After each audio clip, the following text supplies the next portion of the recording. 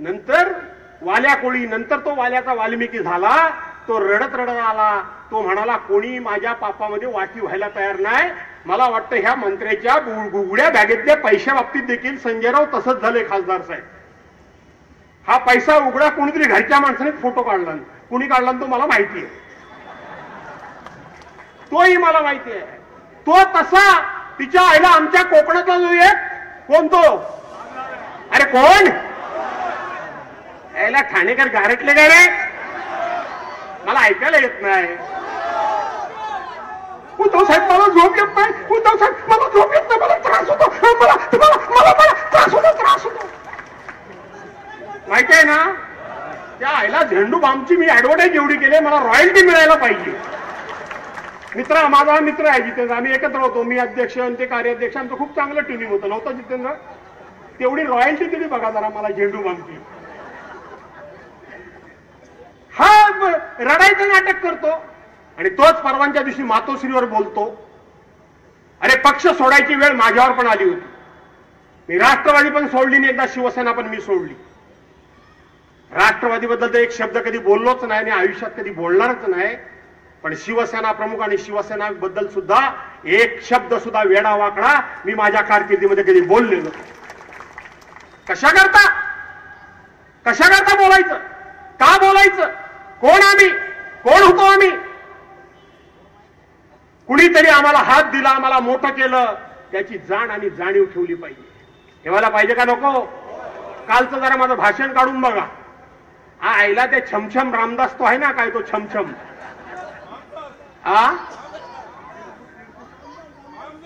हो पण तो बारवाला छमछम बायकांच्यावर पैसे उडवणार, बरोबर आहे की नाही. म्हणजे तुमच्यासारखे कोण जात असतील ते, बायका नाचवायच्या, त्याच्यावर पैसे उडवायचे आणि ते गोळा कोणी करायचे, रामदास कदमान. बरं, रामदास कदम गृहमंत्री, गृहराज्यमंत्री होता, म्हणतो 30 वर्षापूर्वीचा माझा बार आहे. म्हणजे 30 वर्ष हे छमछम चालू होतं. पोरगा काय म्हणतो, मी पण नगरी काय तो गृहराज्यमंत्री आहे. अरे स्वतःच्या आईच्या नावावर तुमचा भार आहे, स्वतःच्या पत्नीच्या नावावर तुमचा भार आहे. या महाराष्ट्रामध्ये तुमचं तोंड सुद्धा कोणी बघू नये आणि तोंड डावण्याच्या लायकीचे तुम्ही नाहीत.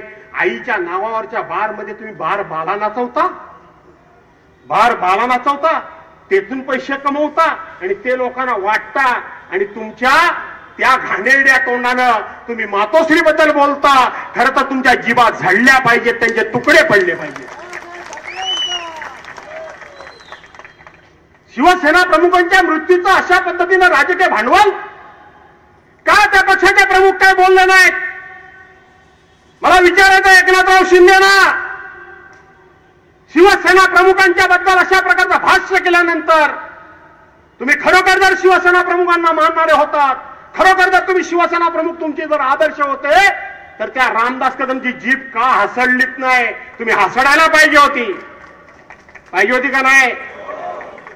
पण ते मात्र कुठं काही झालं नाही, कुठेही काय झालं नाही, कुठेही काय बोलले नाही. अरे बाळासाहेबांचा आदर्श, सगळ्या पक्षाचे लोक, आम्ही हिंदीचा द्वेष करत नाही, आम्ही हिंदीच्या विरोधात नाही.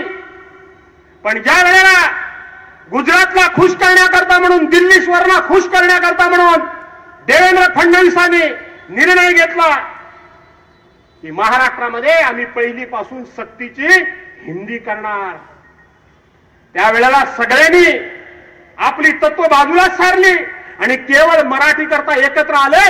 एकनाथराव, तुमचा पक्ष कुठं होता, तुमचा पक्ष होता कुठं.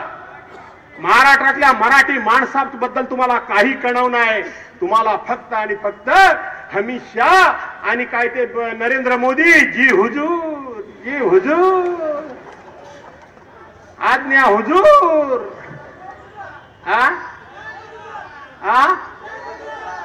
जय. आवाज पाहिजे तसा येत नाही रे. घाबरता काय रे, घाबरता. ठीक आहे. आणि म्हणून इथं स्वतःचा स्वाभिमान, सन्मान हा राखण्याचं काम करा. तुम्हाला पण आता घरी जायचंय, नेत्यांना पण घरी जायचंय. भाषण आता जास्त काही करत नाही. नको ना करू का करू? पण मग मला राजनजी विचारे निवडणुकीला बोलवणार नाहीत. अहो जितेंद्रजी, पक्ष फुटल्यानंतर गेल्या त्या 2 वर्षाच्या कोजागिरीला संपूर्ण महाराष्ट्रामध्ये पहिली सभा घेण्याचं धाडस या ठाणेकरांनी दाखवलं आणि भाषण करण्याचं धाडस पहिलं भास्करला जाऊन दाखवलं. होतात ना तुम्ही का नव्हतात? अन्यायाच्या विरोधात पेटलं पाहिजे. हा छत्रपती शिवरायांचा महाराष्ट्र आहे. हा छत्रपती संभाजी महाराजांचा महाराष्ट्र आहे. हा डॉक्टर बाबासाहेब आंबेडकरांचा महाराष्ट्र आहे. हा हिंदुहृदय सम्राट शिवसेना प्रमुख मान्य बाळासाहेब ठाकरेंचा महाराष्ट्र आहे. हा कैलासवासी यशवंतराव चव्हाणांचा महाराष्ट्र आहे. शिवा शाहूंचा महाराष्ट्र आहे. फुलेंचा महाराष्ट्र आहे. आंबेडकरांचा महाराष्ट्र आहे. या सगळ्यांचा हा महाराष्ट्र आहे आणि त्याचे तुम्ही वारसदार आहात. त्याचे वारसदार आहात आणि म्हणून त्या वारसाच्या वारसदार म्हणून त्यांच्या विचारांच्या बरोबर कायम राहा. या अन्याय बिन्यायाचा आम्हाला काही त्रास होत नाही. मी माझं कधीच आयुष्यामध्ये सांगत नाही. आम्हाला त्रास होत नाही. पहिल्या दिवशी माझं घर जाळायचा प्रयत्न केला. घरामध्ये माझी पत्नी, माझी सून, माझा मुलगा आणि 2 वर्षाचं त्यांचं लहान बाळ. टाकले बॉम्ब, पेट्रोल बॉम्ब घरावर. आग लावायचा प्रयत्न केला. बोललो नाही काय? मीच जर बोललो, कारण लढाई मी लढतोय. जर सरदारच आपली दुःख सांगायला लागला तर सैन्य बाजूला पळेल. मी सांगत बसलो नाही. किती चौकशा लागल्या, किती चौकशा लागल्या. त्यानंतर 2 वेळा हल्ले करायचा प्रयत्न झाला. एकदा सिंधुदुर्गामध्ये देखील झाला. पण तिच्या आईला ह्यांच्या बापाला घाबरल तर भास्करचा दोघ असला. मी कोण नाही, मी एक सामान्य माणूस आहे. सामान्य माणूस आहे. पण माझी बाजू सत्याची आहे आणि तुम्ही पाठीशी आहात ना सगळ्यांच्या. आणि म्हणून ती महाविकास आघाडी, भावानो, मी लहान माणूस आहे, टिकवा. उगाच काहीतरी छोटे मोठे मतभेद काढू नका. कुठे गेले ते आमचे, माझा गाववाला विक्रांत चव्हाण, कुठे आहेत ते? हे झालं तर आम्ही राहू, ते झालं तर आम्ही राहू, हे सगळं विसरून जा. काय वाटेल ते झालं तरी असं सांगा. वरिष्ठांना आम्ही समजावू, पण सगळे एकत्र राहून सगळ्या ह्या